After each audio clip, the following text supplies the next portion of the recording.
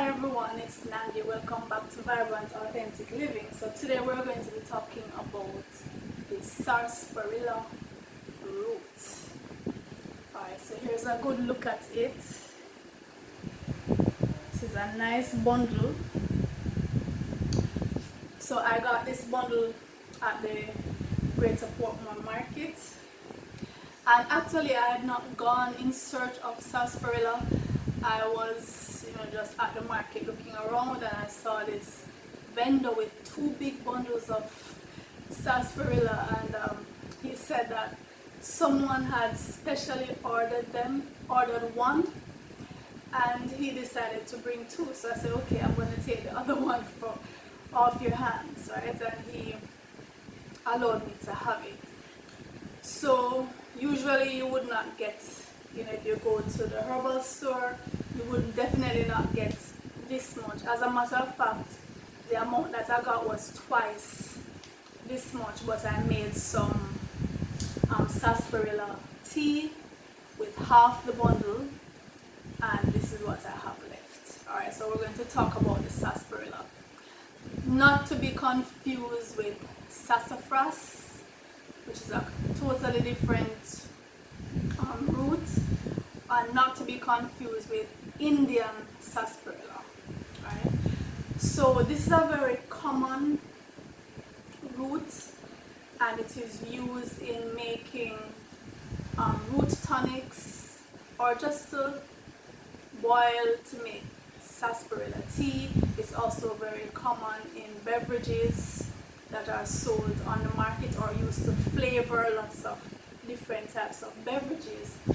Also, you have to be careful because some of the beverages which claim to have sarsaparilla actually only have artificially flavored sarsaparilla, right? So you have to make sure you get the real thing. So this is the Jamaican sarsaparilla. The plant is native to Jamaica as well as Honduras, certain parts of North America, and other parts of Central America. Right, so this is the Jamaican sarsaparilla.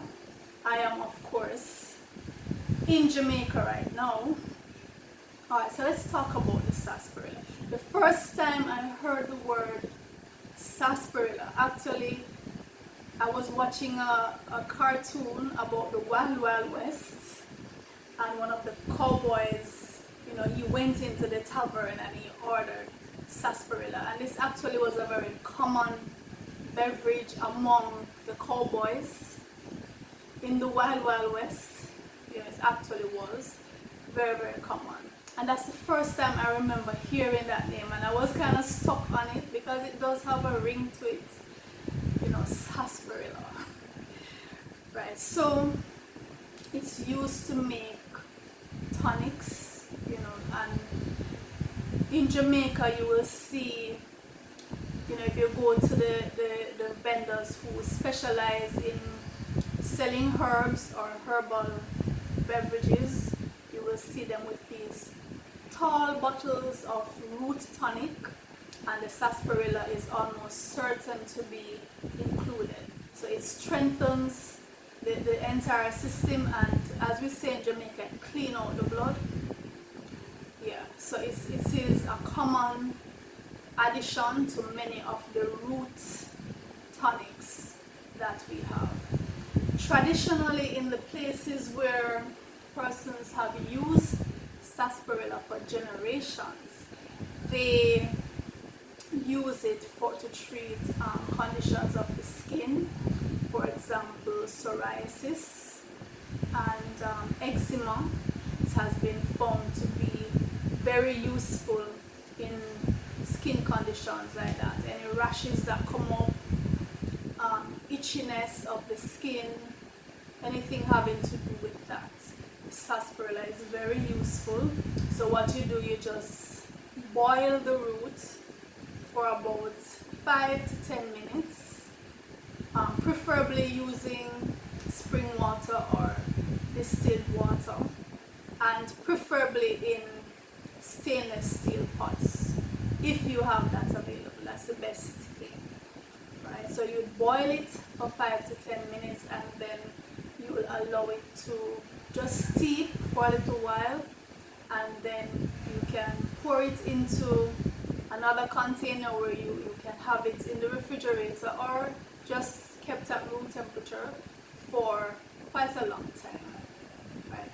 Depending on it really depends on how you want to take it, because you can even mix it with fruit juices. You can have it as is, you can have it as a tea. Some persons like to sweeten with honey. I definitely don't use, when I'm taking my teas, I don't add any sugar or honey or anything. I might combine the teas with my fruit juices, so that I might do, but it's all left up to you. Alright, so if you have skin conditions, psoriasis, eczema, itchiness, rashes, this is something that you could try. Traditionally, it has been used for that, and as far as my research goes, there are no known side effects to taking sarsaparilla. It is considered safe. Of course, you don't overdo anything. So I would say if you want to take it daily for a week, 2 weeks, depending on your condition, this is severity of your condition, or several times a day, it all boils down to what your needs are and your personal choices. Alright, so we have that. The skin, used for the skin, is also used to treat, traditionally it has been used to treat rheumatoid arthritis, kidney disease, because it acts as a diuretic. It increases the production of urine, it lets the kidneys filter, and thereby reducing conditions such as edema, the buildup of water in the tissues and the spaces between the cells, right? So to reduce the fluid retention that leads to edema, you can use the sarsaparilla. It's a very strong diuretic. Also, sarsaparilla has been used to increase sweating, which again helps to eliminate waste from the body. Another traditional use of this root is in the treatment of what are called venereal diseases or STIs. For example, syphilis, gonorrhea. It has been used in the treatment of these conditions, as well as to boost your performance, so your endurance, giving you that energy. Remember, this is a tonic for the system, and tonics tend not to work overnight. The word implies, you tone up the system, and it's a gradual process, and you have to be consistent, right? So generally when you're working with herbs, there are some exceptions, but generally when you're working with herbs, you want to give yourself some time to allow the herb to come into effect. It has an accumulative effect, right? That's how nature works, and we have to respect the herbs in that way. You can't be doing detrimental things to your body so many years, decades after decades, and then you want the herb to just come in. You take it a day or two and you want to see a miracle. I mean, in some cases it happens, depending on the herb. Some are very powerful, they come with a punch, but most herbs will require some amount of time. They have an accumulative effect on the body. So don't be too impatient. Just allow them to do what they're supposed to do. They know what to do, right? Just trust in the effectiveness of these natural remedies. Alright, so continuing, the sarsaparilla also traditionally has been used to treat fevers, although I must add, fever is not necessarily something that you want to treat. You want to allow your body to let the fever run its course, because there's a function for the fever. It is actually there to, the fact that you have a fever means that the white blood cells are working, they're doing their job, there is increased intensity in the body, and that is what is producing the heat.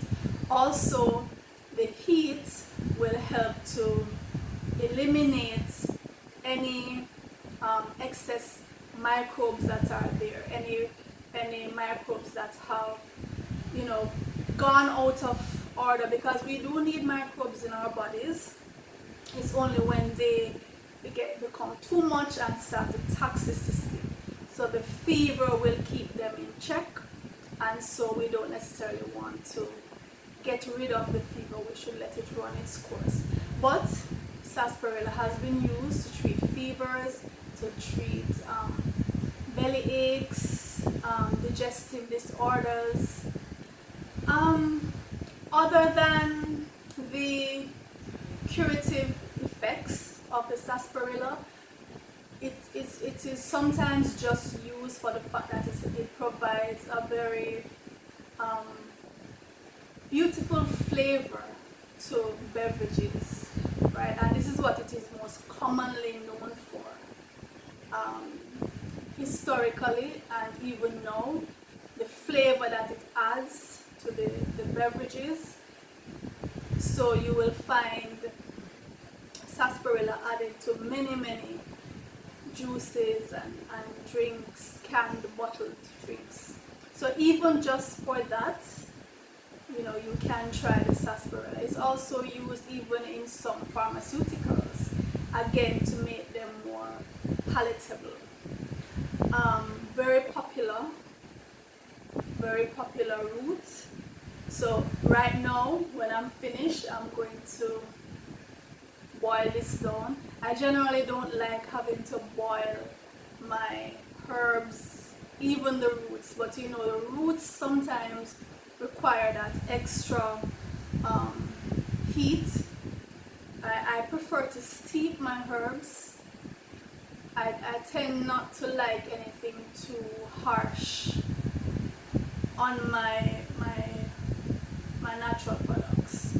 But with the roots, I understand that sometimes you have to boil them in order to extract the constituents, right, that you need. So I'm going to boil this down for about 5 to 10 minutes, and then I'm going to allow it to steep.